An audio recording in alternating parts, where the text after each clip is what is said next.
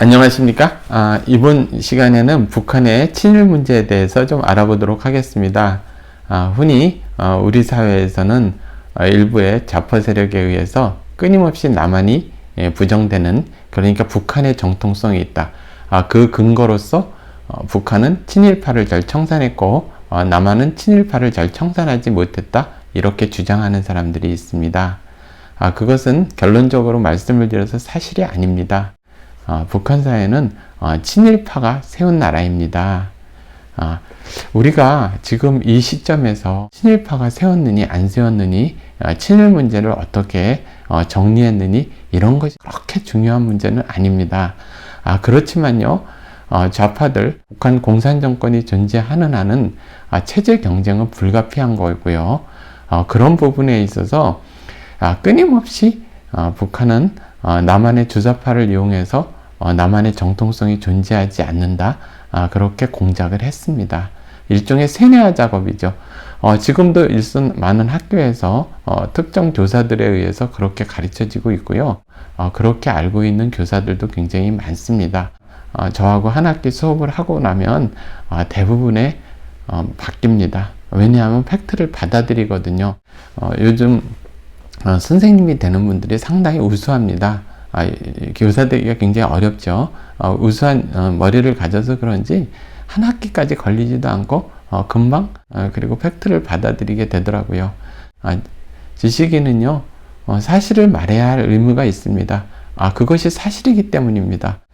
그러면 북한 정권에 대해서 좀 말씀을 드려보겠습니다. 김일성 정권 수립 과정을 보면은요, 소련군의 앞잡이로 와서 북한의 권력을 탈취했습니다. 그런 과정에서 모조리 이제 반대파들을 숙청하게 되는데요. 민족주의자 중에서 독립운동 하던 사람들을 다 제거했습니다. 소비에트가 지정한 어떤 위성 국가를 건설해야 하기 때문에 그렇습니다. 대표적으로 조만식 선생님이 친일파로 몰려서 숙청을 당했죠. 이유도 없습니다. 그냥 조만식 선생님이 일본에 의해 가지고 마지막에 제거당하지 않았다는 것이 이유입니다. 그러니까 코에 걸면 코걸이고 귀에 걸면 귀걸이인 거죠. 특히 이제 중국하고 연결될 연안파는 김일성에 의해서 모조리 제거됐습니다. 그리고요, 자체 공산주의파도 모조리 제거됐습니다. 그러니까 소련 입장에서는, 지금 구러시아죠. 소련 입장에서는 위성국가, 그러니까 어떤 일종의 괴뢰 정부죠. 꼭두각시 정부를 통해서 김일성을 조종하기 위해서 모든 사람을 제거하게 만든 겁니다. 아주 대대적이고 잔인한 숙청이었는데요. 특히 공산주의자들을 정말 많이 죽였습니다. 6.25 전쟁을 박헌영의 판단 미스라고 누명을 씌워서요, 박헌영을 숙청했습니다. 아주 잔인한 방법으로 숙청했습니다. 과거의 주사파인 사람들이, 저는 좀 궁금한 게 뭐냐면 주체 사상을 끝까지 읽어보기나 했는지 저는 궁금합니다. 왜냐하면 좌파의 교육 방식이라는 것이 그리 의식화가 아니고요, 그냥 세뇌하죠. 그리고 그것의 가장 쉬운 방법이요, 반일, 반미, 이러한 것을 세뇌화시키는 겁니다. 그것은 김일성 교실을 철저히 과거에 따른 것이 전통이 돼서 그렇습니다. 여러분들 갓근 이론이라는 게 있습니다. 이렇게 갓을 쓰고 있으면요, 왼쪽 갓근하고 오른쪽 갓근이 있으면은 한쪽 갓근만 가위로 잘라버리면은 갓은 벗겨진다. 실제로 김일성이 그렇게 교실을 내린 겁니다. 한쪽 그게 반일입니다. 한쪽은 반미고, 반미까지 굳이 안 해도 된다.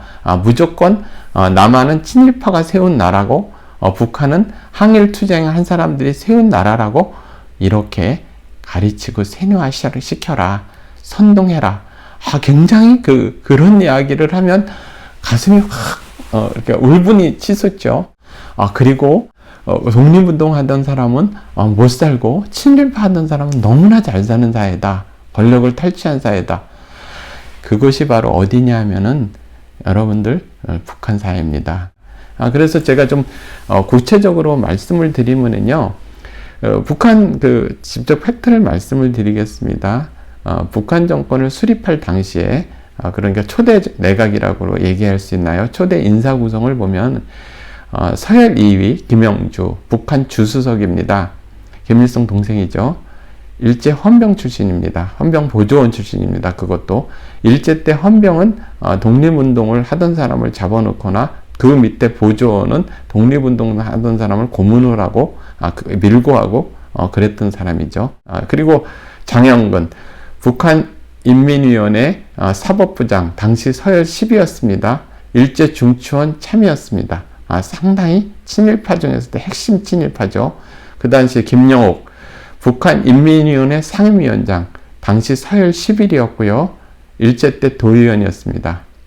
그 다음에 이승엽 조선노동당 서열 2위, 일제 시대 때 식량 수탈기관인 식량영단이라는 곳의 이사였습니다.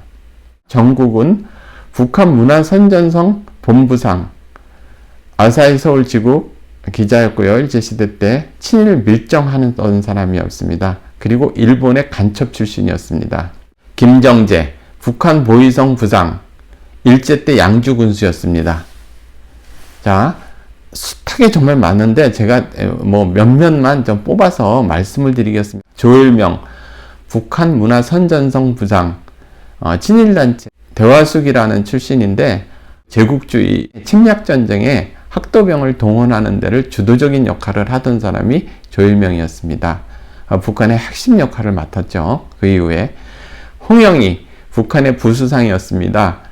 일제 때 임전대적 협의회 기업 활동을 하던 사람이었고요. 이활 북한 인민군 초대 공군 사령관이었는데요. 일본 나고야 항공학교 출신입니다.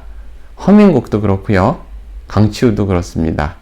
그리고 최승희 사람들의 그 북한의 선전선동으로 사람들을 세뇌화시키는 걸 직접 담당하는 이 사람은 일제 때 친일단체 예술인 촌영맹 회원이었습니다. 그리고요.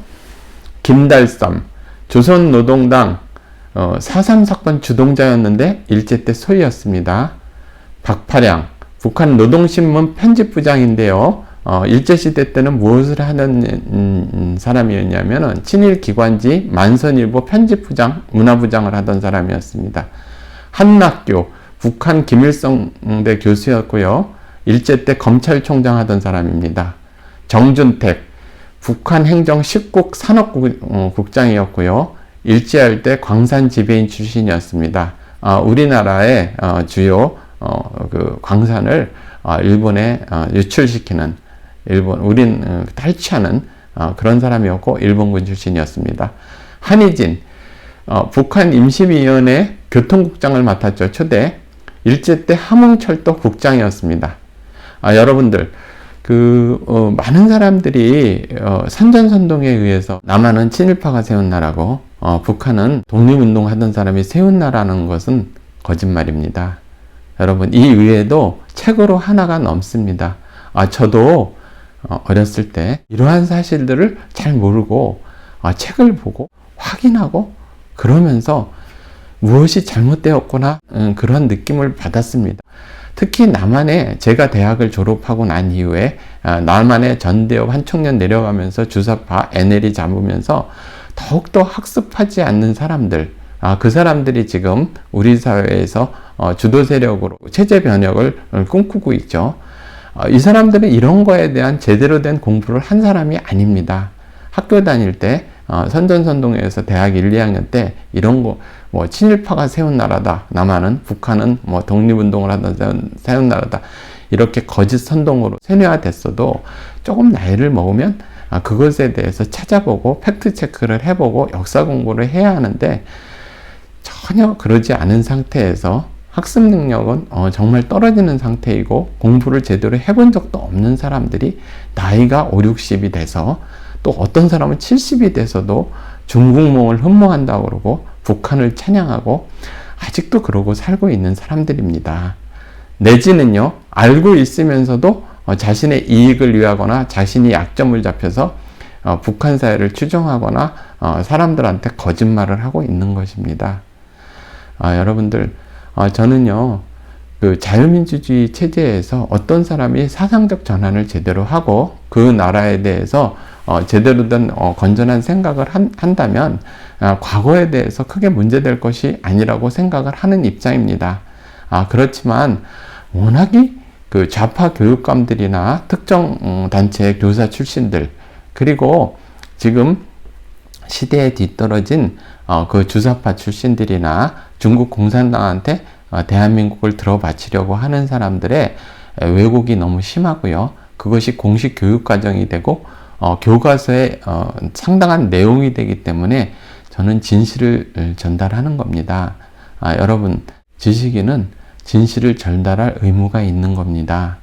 그것이 귀에 거슬리든 귀에 거슬리지 않든 사실이기 때문에, 진실이기 때문에 전달해야 될 의무가 있는 겁니다. 그리고 우리의 그 후손들, 우리의 학생들은 그 사실을 전달받아야 되고 다음 세대로 전달해야 할 의무가 있는 겁니다. 여러분들 오늘 휴일 잘 보내시고요. 또 찾아뵙겠습니다. 감사합니다.